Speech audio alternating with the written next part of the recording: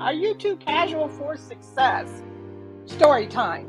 There's two yous at this moment in time, but only one of you can move forward.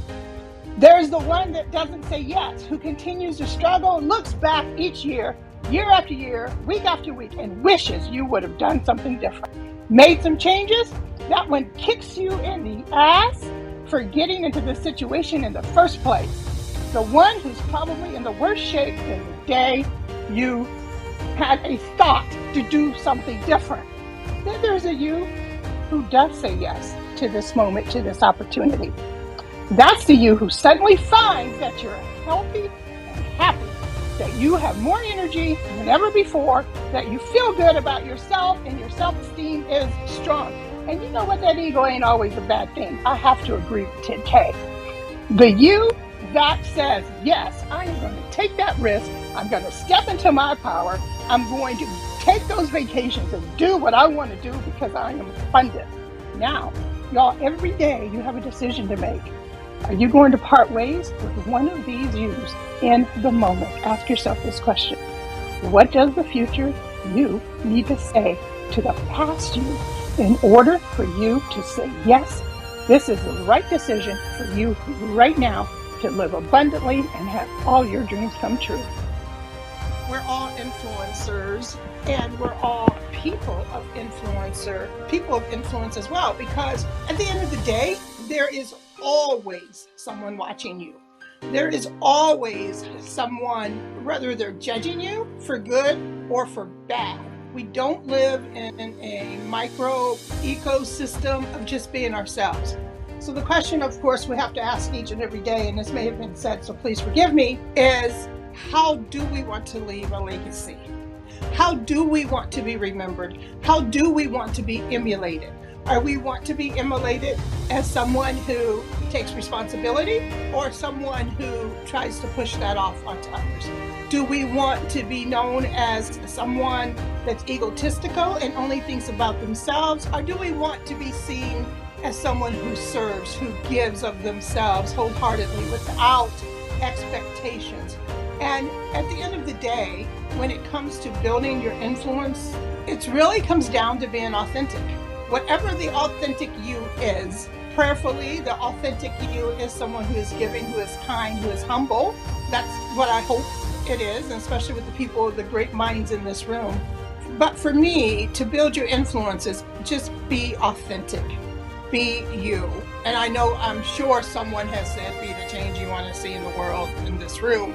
And that's really true. And I know a lot of times we come up with what people think is, oh, it's cliche. Oh, you're quoting somebody else. That's a wonderful thing, because one of the things that Les teaches is not only do you use what we call universal quotes and everybody's heard, but you also have to create your own quotes to become quotable. And I think that that's a really important point. But at the end of the day, be you, do you, you're enough, and know that someone's always watching, not in a creepy way, but they just want to know who you are, what you do, how you do it, and lead and influence the way you want to be led and influenced.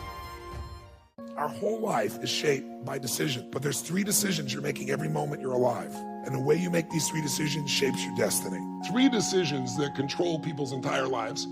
They're happening right now as people are listening, and they can test in their own mind if it's true. When I was a little kid, I grew up in a pretty tough environment. I had 4 different fathers, and we had never had money even for food. I mean, Thanksgiving with no food, and my parents are fighting. It was the worst experience of my life. It was the most crushing experience I felt. I have a younger brother and younger sister. I'm the oldest. So I was trying to keep them from hearing this conversation. And then a miracle happened. Bang on the door. I'm the oldest. They're screaming. So I go answer the door. And I answer the door, and standing there is this giant man. It was this little boy. And he's holding this huge box of food. And beside him on the ground was a black pot with an uncooked turkey in it. And he said, "Is your father home?" And I said, "Just one moment."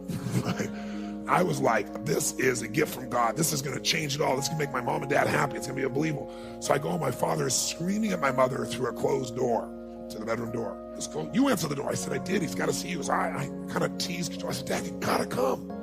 So he said, "Fine." He made one last yell at her, and he walks to the door. And I'm waiting there, just can't waiting to see his face. And my dad opens the door, and this man's standing there with this big box of food. And my father did not get happy. He looked at this man and he raised his voice to him and he said, "Look, we don't take charity."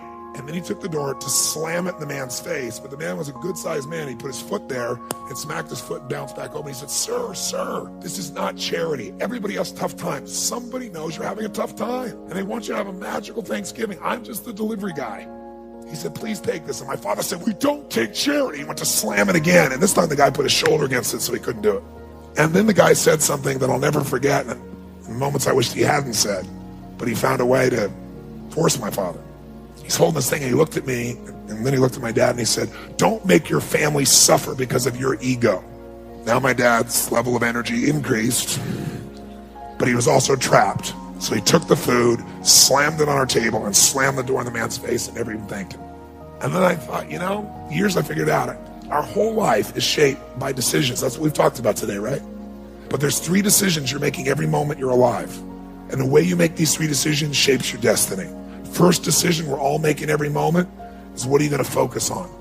I realized that my father's life and my life ended up very different because we made that day 3 decisions very differently. He decided to focus on the fact that he has not fed his family. If somebody is really stressed out, they're not stressed out for no reason. It's because they're focusing on something that makes them feel stressed. They often, when they're focusing on it, it changes the body. You start to feel tight. You start to feel a certain way. And then they use language like, "I don't know what to do. Why am I so overwhelmed?" So if we change what we focus on, if we change the way we use our body, if we change our language patterns, we'll instantly feel different. Think of how do people use their body when they're worried versus when they're excited. If you learn to use your body first, use your focus first, you can literally change how you feel in moments. And then you develop new habits where you start to feel good all the time. And it isn't some phony, fake pump up. It's literally the way you've conditioned your body. Just like being fit as an athlete, you want to be emotionally fit. And the second question you got to decide, every moment you're alive, and including this moment, what are you going to focus on? Second question is, as you're focusing on, what does this mean? What does it mean? And the bottom line on meaning is, if you think about it, you get to make up the meaning, and most people pick the worst one, don't they?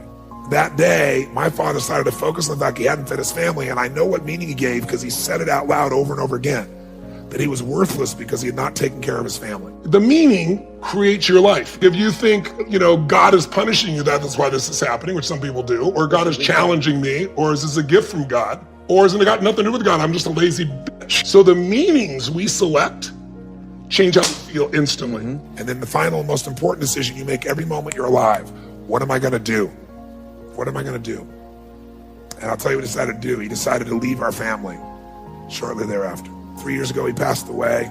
He died alone. Nobody wanted to be part of it. And my life turned out very different than him. I was the only one to go to his funeral. No one else in the family would go. And I can tell you, right before his death, he got the lesson because he looked at me and he said, "Son," he said, "I was a bastard. I didn't connect with anybody, and look what I'm dying of." But what changed my life was the meaning I gave it. I decided that day that what this means is that strangers care. And if strangers care about me and my family, I decided what I was going to do is I was going to care about strangers. And that completely changed my life. I promised myself someday I'd do well enough to do this for other families like was done for me. I realized in that moment that the worst day of my life, my father leaving, had actually been the best day of my life. Because if I hadn't had that experience, I wouldn't be here today. And now because of that, I'm get to live this life. And I have the desire and the drive and the want to give it this way. And so I've really realized that the worst day was the best day, that was God's gift. The gift wouldn't have been there if he would have stayed. I tell you the story for a couple reasons. One is, if you want to change your life, figure out how your worst day was your best day. You'll change everything, because it is if you look for it. If you find the deeper meaning, it is. There's something in you that wouldn't be there without it. The most important decision you can make above any on the face of the earth is deciding that no matter what happens in your life, no matter what happens, you're going to live in a beautiful state. And what the hell does that mean? It means that you're not going to suffer. It means a beautiful state is that you're going to be happy, but that's only one. Or you're going to feel creative, or you're going to be passionate, or you're going to be in awe of something, or you're going to feel love. Any state that's a beautiful state is really the core essence of who you are without fear.